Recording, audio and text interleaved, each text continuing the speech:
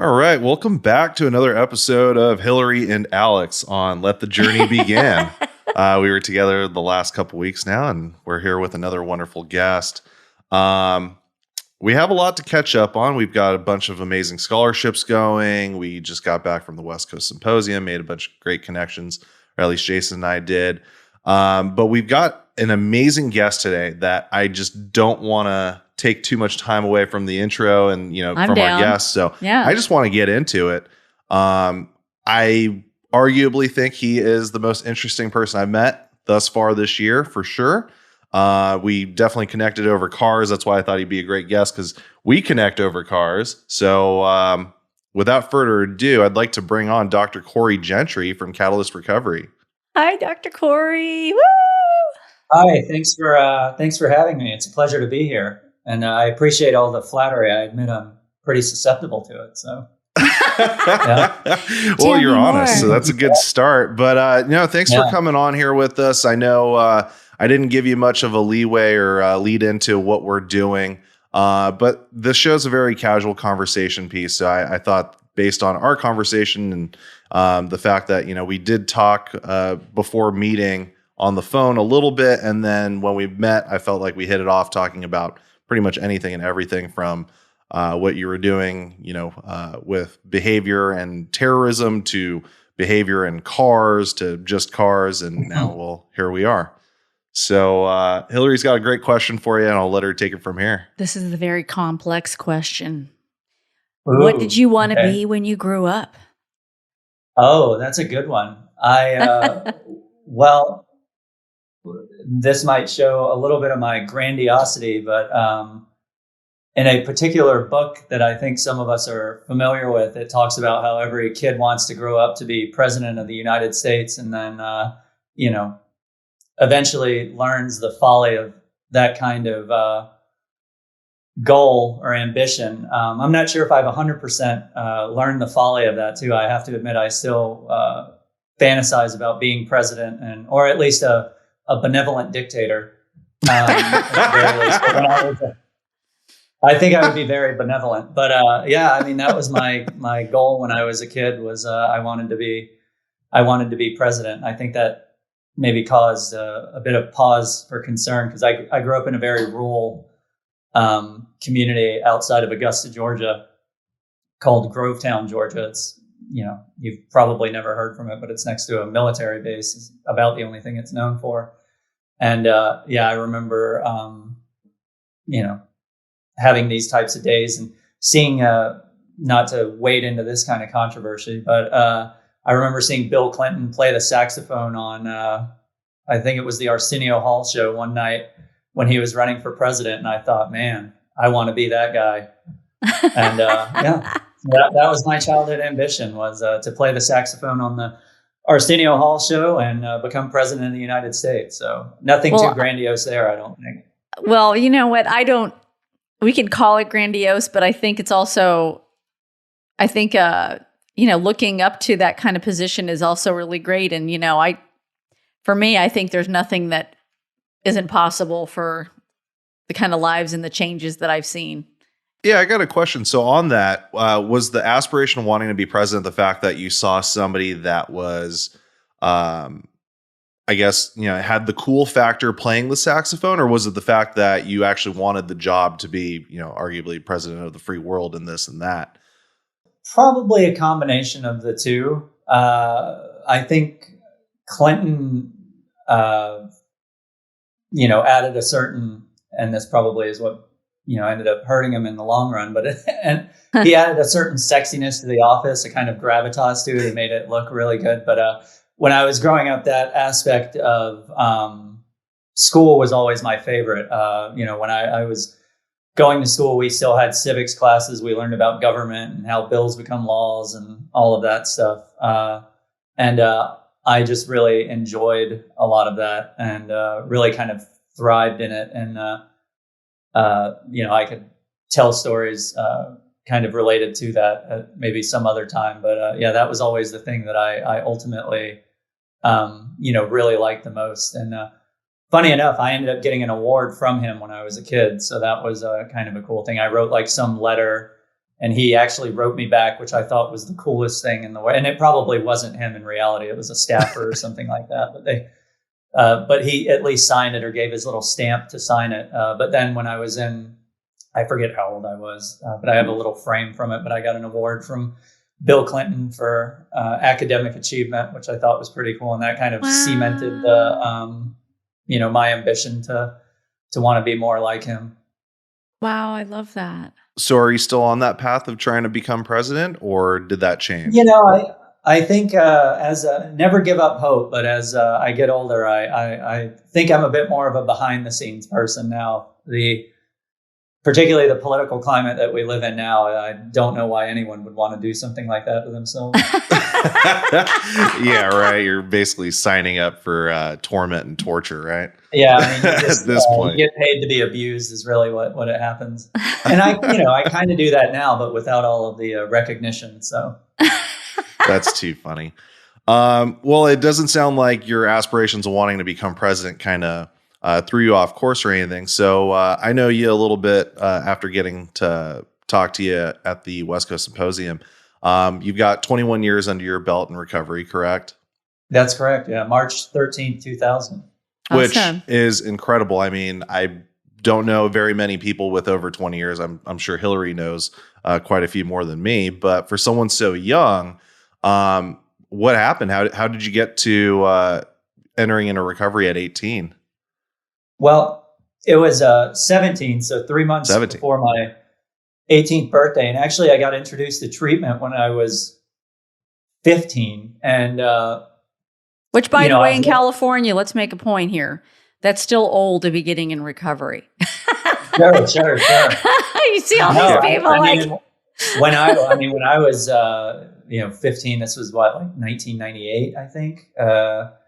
I think I was introduced in 1998, and it really had nothing to do with my using and stuff at the time. It was a friend of mine who I used to, do a lot of running around with and stuff. And he was kind of the neighbor. I think everybody has one in their group of friends. He's kind of the, he's just the screw up. Like everything he does is just like, what is wrong with you, man? And he always got caught. Like everybody would be able to get away with everything. And this particular guy just never got away with anything. And he was just a screw up. I don't know any other way to say it. And he just kind of disappeared one day and ended up in this rehab, and then came back to school and was hanging out with me and a bunch of my friends before the homeroom bell rang in the lunchroom, because we would all kind of congregate in the common area before the homeroom bell rang in the lunchroom. And he talked about this treatment center that he was in, and all this different stuff. But he knew how to hook me. And he was like, "Man, the girls at this place are really hot." And that was all I needed to hear. That was all I needed to hear. And I was like, "Well, how do I get in on this?" And that was initially how I got kind of introduced. And I hung out with these counselors, and it was a very kind of weird and specific treatment center for young people. So they were all between the ages of 13 up to 18 at the time. And then they had an older group program that was, I believe it was 18 to 23.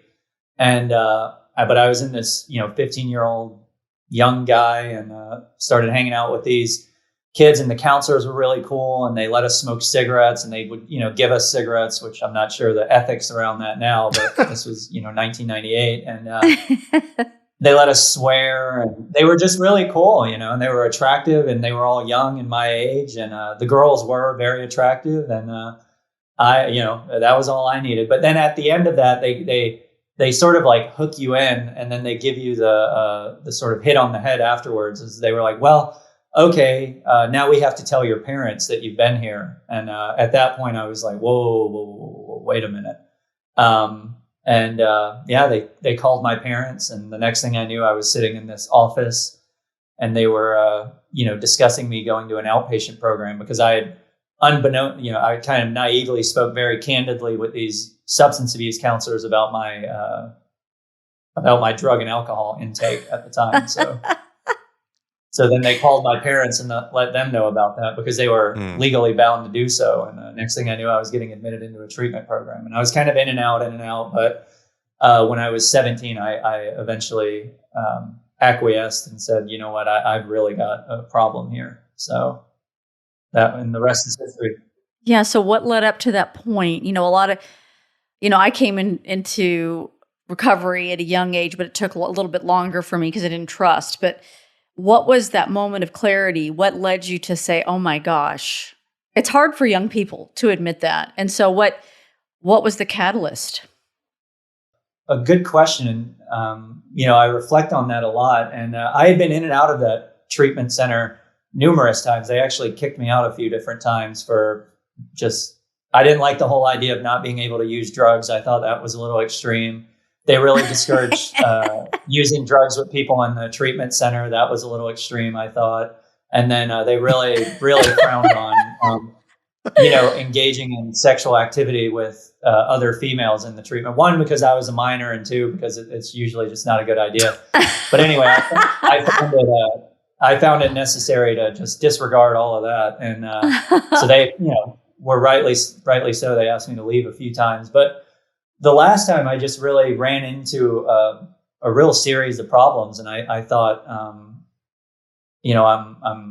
I'm losing my mind here was really what it was. I was doing a variety of different substances, and the consequences were just kind of compounding on one another. And the next thing I knew, I was, really at a loss. And I didn't have any friends. I had no family, didn't want to have anything to do with me. And, I was 17 years old and no high school education, kicked out of 2 public schools, kicked out of multiple treatment centers, and really nowhere to go with no prospects. And was really questioning my sanity. So I went back to this treatment center. And I think really the thing that changed, and this treatment center had a lot of problems, let me tell you. But I won't get into that here because there's just not the time. But, even the worst places can have a positive effect on people. And the counselor there said a few things to me that I will never forget. And it's not really a good marketing position as someone that does a lot of business development for treatment. I don't know if I would ever say this to somebody. But when I was asking him to let me back in, he said, I don't know if we can help you or not. I think you're going to die. And I don't really think there's anything I can do, or really anyone else that can do about it. I don't think there's much hope for you. And that really kind of got me. I thought, oh, well, wow. That's not really a positive message. And it's not really a good marketing play for a treatment facility, right. To say, like, no. We don't really think we can help you. You're probably going to die. And then he said, I initially kind of capitulated and was like, oh, well, do whatever you want, and this and that. And he just kind of started laughing at me. And he said a few choice words, and he was like, man, you're going to use again. I know it. You know it. And there's nothing you can do about that. And there's nothing we can do about that. And he's like, but you're going to use again, and you're probably going to die. And for some reason, it just clicked. And I realized I couldn't stop. I always thought I kind of could stop, or if, the circumstances were right, or if people respected me enough, or treated me well, or didn't make me do this, or, whatever it was, I could quit. And I just had a realization that I couldn't quit. And that kind of changed everything for me. So at that point, I think what happened was I became teachable. And that it scared the hell out of me at the time, but it really, it just kind of changed the calculation for me. Yeah. So I started really listening in a way that I don't think I was able to listen before. And I made my entry from that point. Now, I commenced to screw a lot of other things up after that, but I didn't drink and I didn't use after that. So.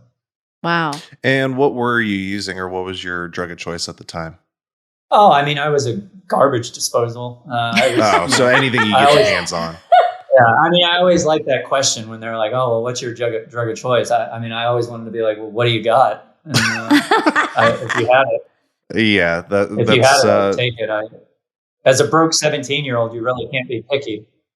Right. So at 17, you got your moment of clarity. It sounds like this individual you spoke to really took a sledgehammer to your wall to bring it down. And then that caused you to, did you go back into treatment again?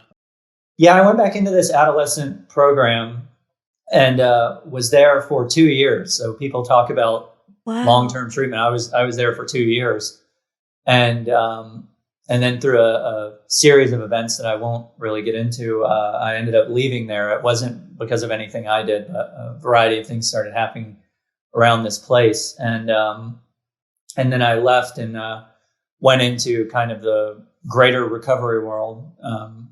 I'll call it that, and started getting into more community-based programs, just kind of entered there, and I got a good friend and someone that kind of helped and mentored me a lot. Was a physician and a very educated guy, and at that point I was about 20 years old, didn't have a high school education or really anything. I had barely gotten my GED, but I started kind of running around with these doctors and stuff, and they really just looked out for me. They took me under their wing, and they were really intelligent, well-spoken. At that time, I only knew 4-letter superlatives and really monosyllables mostly. And this guy was really articulate, really intelligent. He was a physician, and he was very attractive to me. So I wanted to kind of be like this guy. And at the time, 9/11 and all that stuff happened, and the military was really kind of actively recruiting folks, and they really upped their marketing game, and there were sign-on bonuses and this and that. So I thought, oh well, maybe I'll join the military. I come from a big military family, and I thought, I'll join the Navy and follow my father's footsteps. And he actually dissuaded me against that and told me to go to school. So I started doing university, the preliminary stuff to go to school. And I did really well in school. And then I won a big scholarship and ended up going to Europe and moved to Ireland and went to school there and did my undergraduate and master's degree at Trinity College in Dublin, and really enjoyed that. And then decided to stay on and move to the Netherlands. Well, I moved to France for a bit, and then I moved to the Netherlands because I just thought it was really sexy, and I always had this kind of romantic notion of living in Paris and the south of France and stuff. So I went and did that, and then realized that it wasn't as sexy as it sounded. So I decided to go do this program in the Netherlands with the University of Amsterdam, and it was kind of attached to the U.S. or not the U.S. but the International Criminal Court of Justice, so the ICC in The Hague. Mm-hmm. And Harvard Business School had a kind of affiliation with with this particular school at the UvA, which is the University of Amsterdam. So I did both of those programs, kind of co-joined, and really liked it, and then was fortunate enough to get accepted into a doctoral program at the London School of Economics. So then I moved to London and did my a research degree as well as my Ph.D. in it's a political science, but underneath the political science umbrella, I did kind of behavioral economics. So it was a poli-sci approach to that, and really enjoyed it. I mean, I kind of flourished in school and got involved in a variety of different recovery communities throughout the world. So made a lot of connections and moved and shaped, for lack of better words, in a lot of different groups of people. And it's all kind of helped me in the current role and the position that I have now, because it's provided me with a big international network. That is absolutely fantastic. So when did how old were you when you completed your PhD? May of 2017. So after that, I was recruited by an automotive company and moved to Southern California, and moved out here for that purpose. I took a little bit of time off, and people were encouraging me to, take the summer off and travel Europe. But at that time, I mean, I had lived in Europe for a little over a decade. Yeah. So I was kind of done traveling Europe. I was ready to move out here, and I had spent time off and on in Southern California, but no significant time. And really had no inklings to move to Los Angeles. Really, I didn't really care for the city, if I'm going to be honest with you. But I, decided I'll go out here and I'll spend a little bit of time early out here and just kind of hunt out where I want to live and do that. And and the rest is history. I've been out here since, and I think like a lot of people say with LA, it's, we'll sit around and complain about Los Angeles for about an hour and a half. And then afterwards, we'll all kind of conclude we hate this place, but we're never leaving. So it's I mean, that's pretty accurate, I feel, and goes for all of Southern California. We'll complain about the traffic and sitting on the freeway or the 405 for, 2 or 3 hours, but we'll still do it every day. It's better than being back east and dealing with, floods and hurricanes and snow and who knows what else. You know what else I absolutely love, and it goes to show. So you're on this path that's so bad for you, and then you have these wonderful people that are obviously brilliant and supportive, and it goes to show that having that support, having that encouragement, and the people that we surround ourselves with really helps the direction of our lives.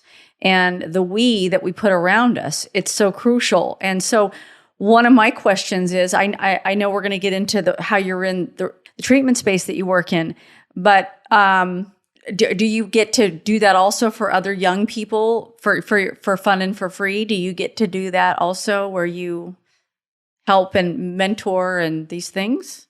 Yeah, I stay pretty active and involved in that space, and I don't want to say I'm an active recruiter in that realm, but I do stay involved, and it is something that's I think organically grown, where I get to kind of I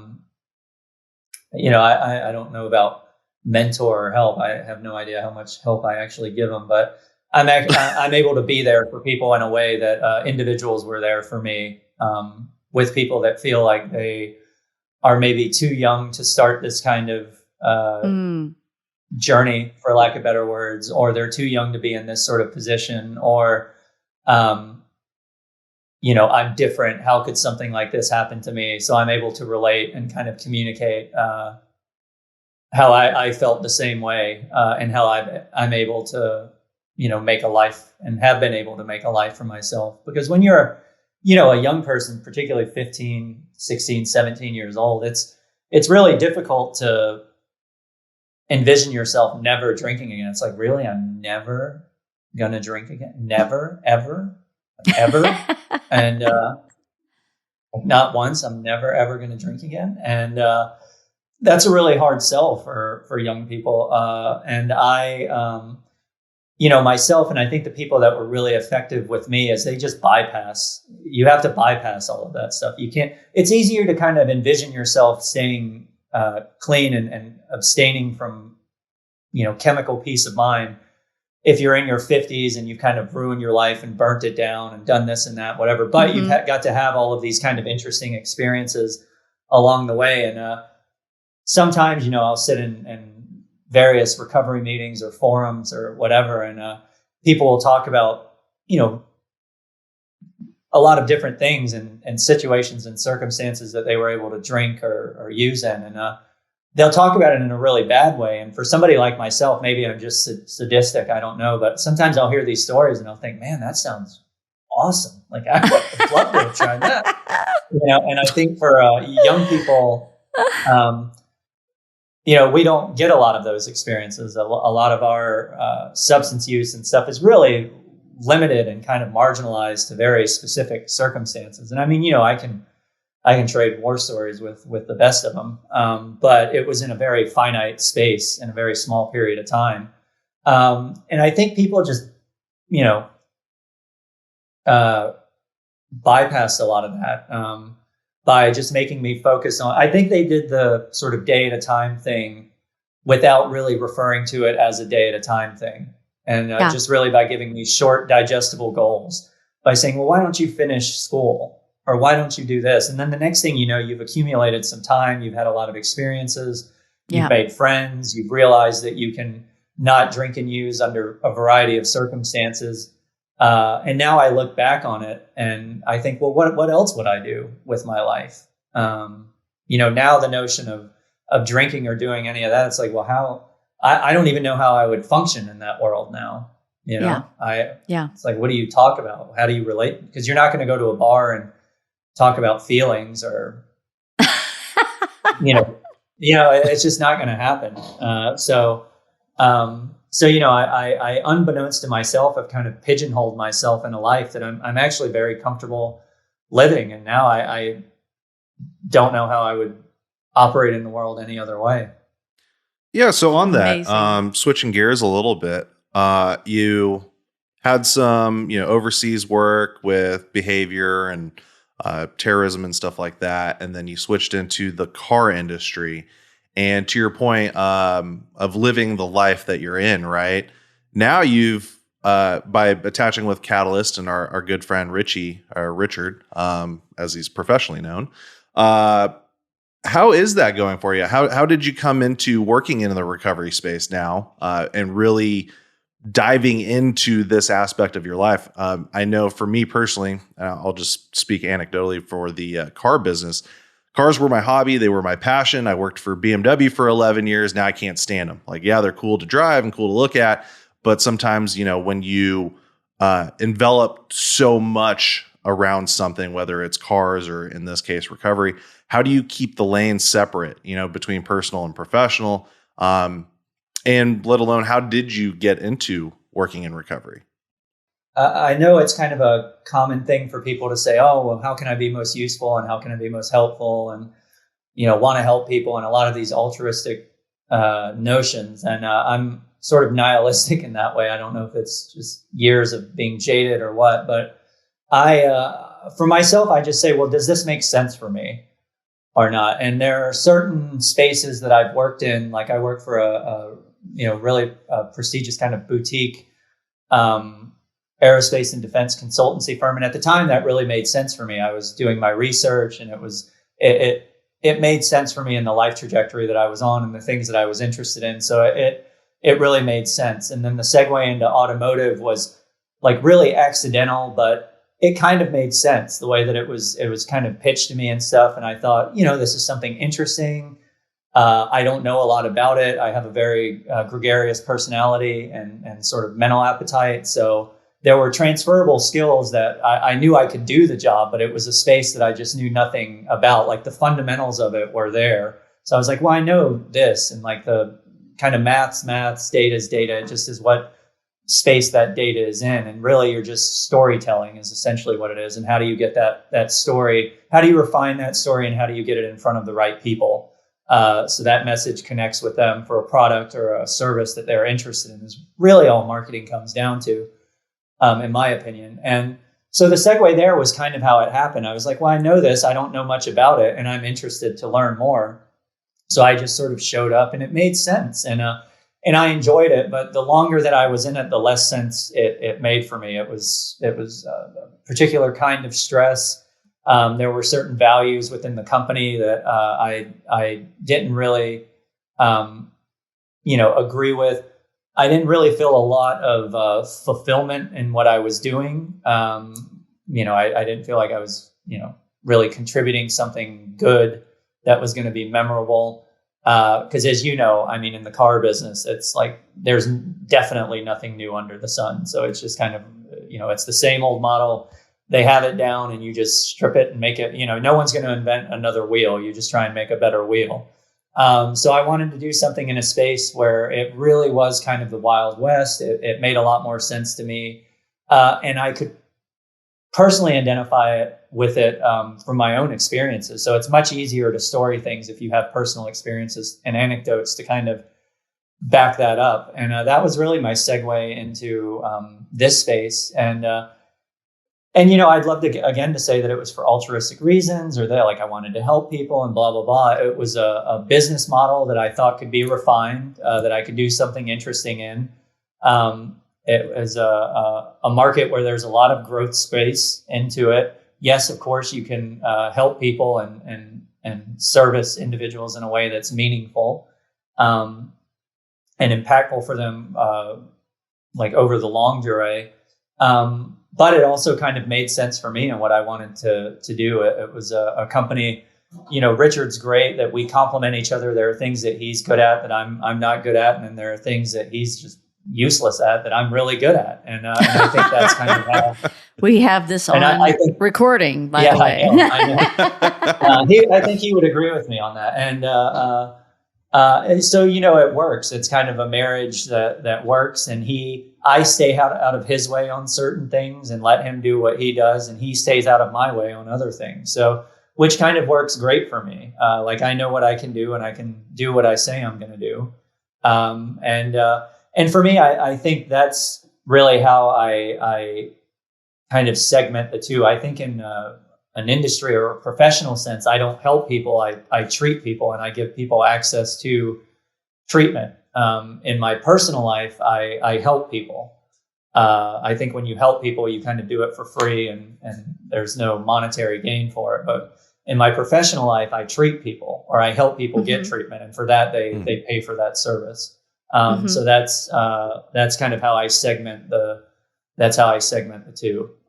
No, that's a good way to put it. I know other people probably look at it differently, but that's how I do it. No, that's really good. So question, what do you do today to help yourself? What do you do to take care of yourself today and your recovery and all of these things?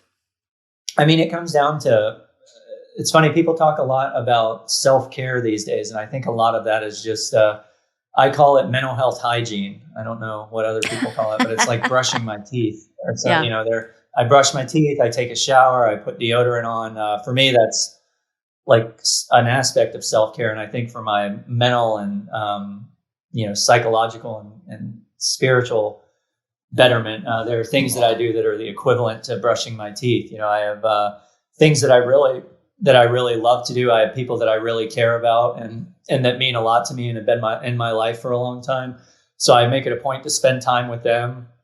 And some of them, I guess I mentor them, but I think they mostly mentor me more than anything.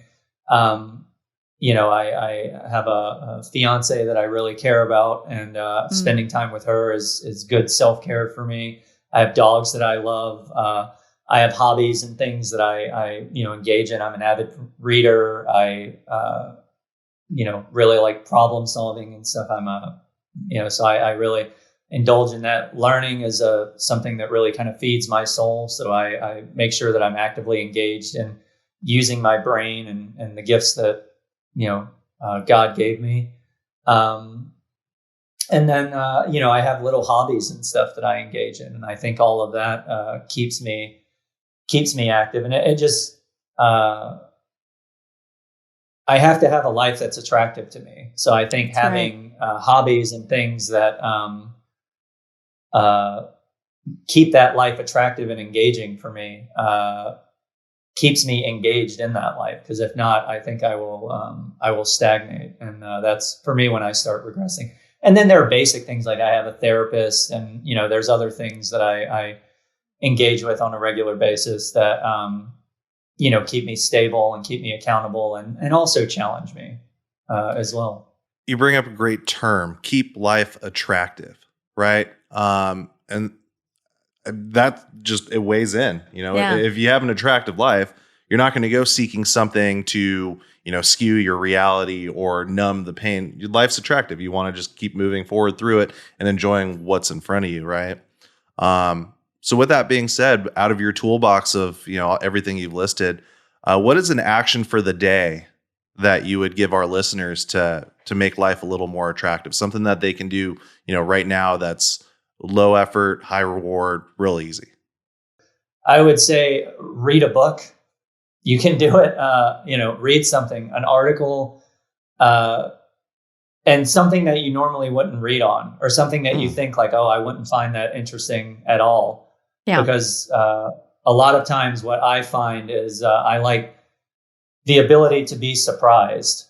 And a lot of times when I read something new or I engage in a material that I'm not familiar with, it allows me the opportunity to be surprised by something. And in a particular organization, they have a saying of contempt prior to investigation. And for me, I try and do that from an intellectual standpoint. So I'll try and, a lot of times I'll and I'm a, self-proclaimed, curmudgeon by nature anyway. I'm just, I'll be like, oh, that's ridiculous, or, whatever. So I engage in that all the time.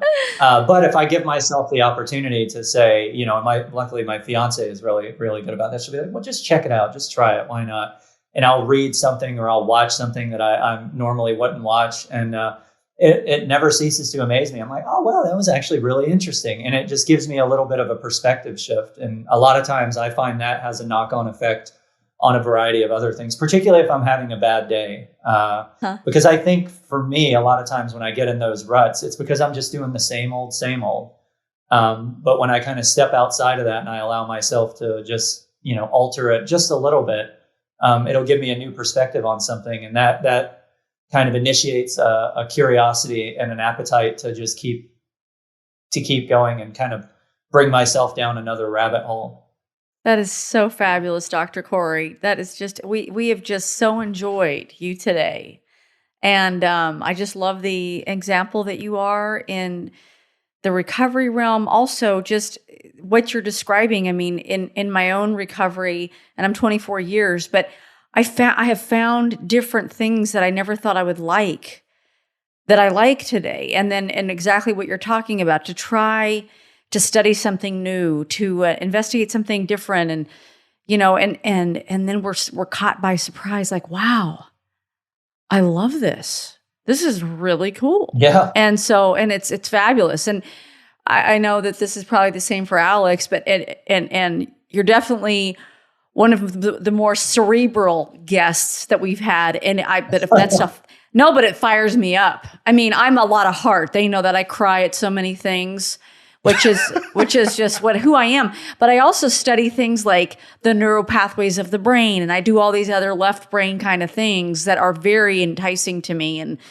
And Alex is just like, he deals with Jason and I, where he's got like 2 crickets jumping around being crazy, and he's just Mr. He's just very chill. And I don't know how he balances us. My wall at home has a bunch of imprints of my forehead. So yeah. But anyway, we're so grateful for you. I learned, I've been struggling with technical stuff, and I'm looking at this. Anyway, I'm going to start looking more into studying more techie kind of things, just from what you said today. But go ahead, Alex. So, you were an absolute pleasure to have on, and thanks for joining us. For our listeners that want to follow you a little closely or learn a little bit more about Catalyst, where can they find you? Well, they can find us on any of the social media platforms at Catalyst Recovery to learn more about our services, or they can reach out to me personally at my email address, which is my name, Corey, at catalystrecovery.com. No, or they can reach out to you great people at the Songbird Foundation, and feel free to get in touch. But I'm always happy to help anyone in any way that I can, whether they have resources or not. A lot of what I do, and I'm happy to do it, is just connect people with organizations and facilities that make sense for them and are within their means, whatever those means are. Awesome. You rock. Yeah. Thank you so much for joining us. And we're excited to get this out to our listeners. Oh, great. Well, it was a pleasure meeting you both. And thanks for having me on. You too, Dr. Corey. Thank you. Yeah.